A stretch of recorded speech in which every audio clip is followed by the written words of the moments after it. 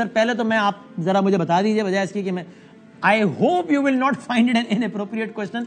میری عادت ہوتی ہے کہ میں قیاس کرنے کے بجائے براہ راست متعلقہ بندے سے پوچھ لوں کہ بھائی اس کا موقف کیا ہے. تو ابرار اللہ صاحب آپ بتا دیجیے بریفلی, اس کے ورژن ہم نے بہت سارے سن لیے کہ یوں بھی ہوا, کسی نے کہا یوں نہیں ہوا, یوں ہوا, کسی نے کل کیا ہوا لندن میں آپ کے کل کیا ہوا ذرا بریفلی بتا دیں پہلے. اوکے بدامی صاحب, پہلے تو میں ایک بات کر دوں کہ میں کبھی جھوٹ نہیں اس طرح سے بولتا, اور جو بھی بات کروں گا نا میں بالکل سچ پہ مبنی کروں گا. 2 مہینے پہلے ایک پروگرام ہمارا ڈسکس ہوتا ہے, پراپرٹی ایکسپو ہونے جا رہی ہے, جس میں علیم خان صاحب نہیں ہیں, جس میں باقی بڑے بڑے جو ہمارے ٹائکونز ہیں پراپرٹی کے وہ ہیں. یعنی پہلی بات تو یہ سوشل میڈیا پہ چل رہا ہے کہ اب علیم خان صاحب کی پراپرٹی کے یہ غلط ہے, نہیں ان کا تعلق مد نظر رکھتے ہوئے بول رہا ہوں کہ وہ علیم خان کی ہاؤسنگ اسکیم نہیں ہے, وہ ایک پراپرٹی ایکسپو ہو رہا ہے جس میں پاکستان کے تمام بڑے بڑے جو پراپرٹی سے بیچنے والے لوگ ہیں ان کا ایک ایکسپو ہے. 2 مہینے پہلے اس کی ڈسکشن ہوتی ہے, اور وہ صرف میرے سے پوچھتے ہیں کہ how much will you charge. میں ان سے کہتا ہوں نہیں میں اتنا نہیں, اتنا لوں گا. انہوں نے کہا چھوڑ دیں, ہم اتنا نہیں دے سکتے. میں نے کہا یار تم چھوڑو اس بات کو, یہ بتاؤ سہارا کو کیا دے سکتے ہو. انہوں نے کہا ہم فنڈ ریزنگ کر دیں گے, تو بڑے بڑے لوگ آئے ہوں گے تو آپ کو اچھی سپورٹ مل جائے گی. اچھا, so I formed this event without any remuneration just for Sahara for Life Trust, which is a registered charity in UK. اچھا, یہ اس کا بیک گراؤنڈ تھا, طے ہو گیا.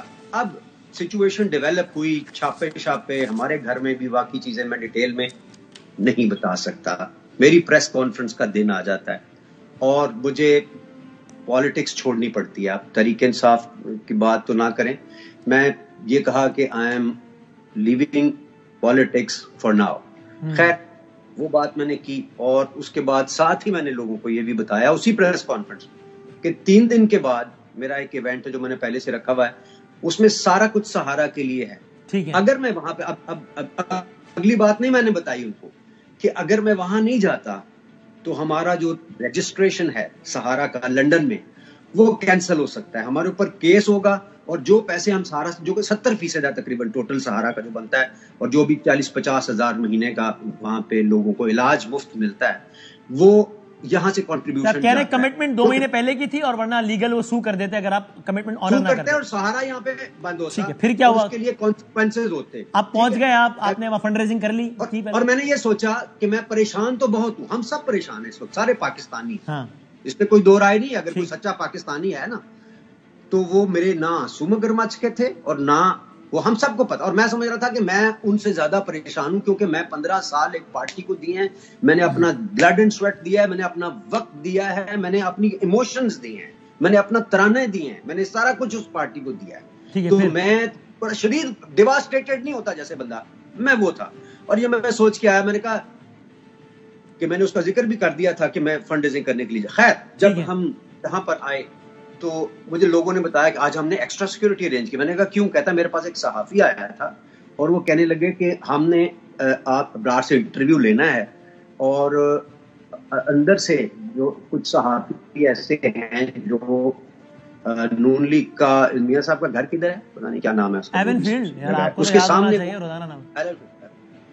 اور وہاں پہ وہ ایسے کھڑے ہوتے ہیں جیسے فقیر وہاں جا کے, یہ اس کے الفاظ تھے, جیسے فقیر وہاں کھڑے ہوتے ہیں لفافہ لینے کے لیے. ان لوگوں نے یہ پلان کیا ہے کہ وہ آپ کے اوپر پتہ نہیں انڈے بجائیں گے یا کیا بھلا کریں گے. ٹھیک ہے, خیر وہ انڈے شنڈے تو کچھ بھی نہیں ہوا. یہ جو دکھا رہے ہیں نا, شکر ہے اللہ کا کہ کچھ نہیں ہوا وہاں پہ.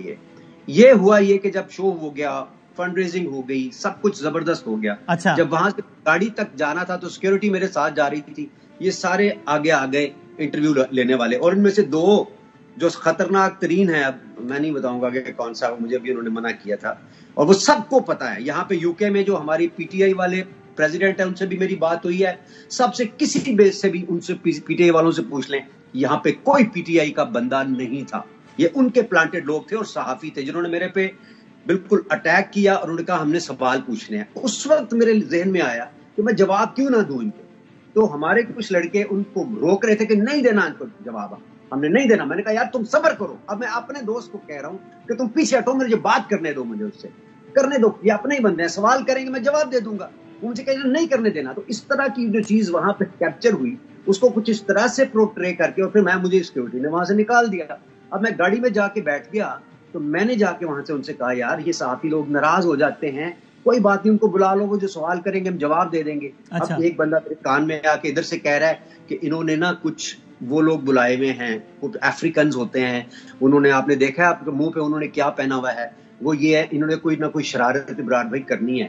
اب ظاہر ہے پاکستانیز تو ان کے ساتھ ہیں کوئی نہیں ان کی پارٹی میں، تو وہ آ رہے تھے جی یہاں سے کہ ان کے اوپر اٹیک. تو میں نے اس وقت یہ پوچھا کہ یہ کون ہے، مجھے بتاؤ، پہلے مجھے بتاؤ یہ کون ہے جو اب وہاں پہ چلا. خیر وہ اتنی زیادہ ہوگی، لیکن اصل بات ہے کہ جب پریس کانفرنس شروع ہوئی اور وہ لوگ آئے انٹرویو کرنے کے لیے وہاں پہ، تو بڑے آرام سے بات ہوئی، پریس کانفرنس ہوئی، اور اس کا کہیں ذکر بھی نہیں ہے، یعنی اس چیز کا جس کا ذکر ہونا چاہیے. آپ یعنی ابرار صاحب کو سم اپ کروں تو آپ بتائیں گے میں ٹھیک کہہ رہا ہوں؟ آپ یہ کہہ رہے ہیں بھائی نہ کوئی ناراض تحریک انصاف کا آدمی آیا تھا جس نے چیخو پکار کی ہو کہ یار آپ پارٹی چھوڑ کے یہاں پہ کیا کر رہے ہو، نہ کوئی، اگر میں صحیح کہہ رہا ہوں یہاں تک ٹھیک کہہ رہا ہوں، ٹھیک ہے، نہ کوئی نون لیگ کے لوگ آئے تھے کہ یہ ہمارا سیاسی مخالف ہے اس کا پروگرام خراب کرو. کچھ صحافیوں سے انٹریکشن تھا جو کہ آپ کے آرگنائزر سمجھتے تھے کہ it is not a good idea کہ ان سے انٹریکٹ کریں، آپ سمجھتے تھے کر لیں، اس میں بدمزگی ہوئی، دیٹ واز اٹ. یہ کہہ رہے ہیں آپ؟ صحیح میں سم اپ کر دیا. اچھے بات. آخری بات دوسری یہ ہے، ایک چیز میں ضرور کہنا چاہوں گا، یہ سارا جو بھی ایپیسوڈ ہوا، اور میں نے پھر ایک ٹویٹ بھی کی کیونکہ میں یہ سمجھ رہا تھا کہ میں ایک بڑا نیکی کا کام کرنے آیا ہوں، جو میں اوریجنلی بلیو کرتا ہوں کہ میں کر رہا ہوں. کیونکہ بدامی بڑی امپورٹنٹ بات ہے کہ جس طرح 9 مئی کے بعد بھی جو پکڑ دھکڑ ہوئی، جو بھی ہوا، ہمارے تحریک انصاف کے کارکنان صبح دکان کھولتے ہیں یا کوئی آفس چلا جاتا ہے. ابرار اسی طرح سے کانسرٹ کرنے کے لیے گیا، ابرار کوئی وہاں پہ بھنگڑے انجوائے کرنے کے لیے نہیں گیا تھا، وہ ایک کاز کے لیے گیا تھا جو 2 مہینے پہلے فکس ہوا تھا، ورنہ ہماری چیریٹی بند ہو جاتی. آپ کو آنر کرنی تھی. ایک ضمنی سوال ابرار صاحب، ابھی آپ دیکھیں اس میں آپ تحریک انصاف کو بری ذمہ کہہ رہے ہیں، نون لیگ کو بھی کہہ رہے ہیں، اور آپ صحافیوں کو ذمہ دار کہہ رہے ہیں کہ اگر انہوں نے یہ شرارت ہی کرنی تھی تو پھر آپ نے خود بتایا کہ بعد میں جب آپ نے کہا مجھے انٹریکشن کرنے دو تو انٹریکشن ہوا اور بہت اچھے طریقے سے ہوا. تو اگر انہوں نے شرارت کرنی ہوتی تو انٹریکشن کے دوران کر دیتے، شرارت نہیں ہوئی نا، تو شاید وہ بھی آرگنائزر ذرا زیادہ کیئرفل تھے کہ یار کچھ ہو نہ جائے. آرگنائزرز بھی کیئرفل تھے اور سیکیورٹی بھی زیادہ تھی، اور وہ جو لوگ پیچھے تھے نا افریکن ٹائپ، وہ آگے نہیں آ سکے. تو شکر اللہ کا کچھ نہیں ہوا. لیکن اس ساری چیزوں میں جو مس ریڈ کی وہ بات یہ تھی کہ میں سمجھ رہا تھا کہ صرف میں اپسٹ ہوں اور میں پریشان ہوں، میں لو ہوں، میں ڈپریسڈ ہوں، میرے لوگ یہاں پہ سمجھیں گے. لیکن جب یہ چیز پورٹرے کی گئی اور میں کمنٹس لوگوں کے پڑھتا رہا تو مجھے اس سے کافی زیادہ تکلیف ہوئی، اور میں نے محسوس کیا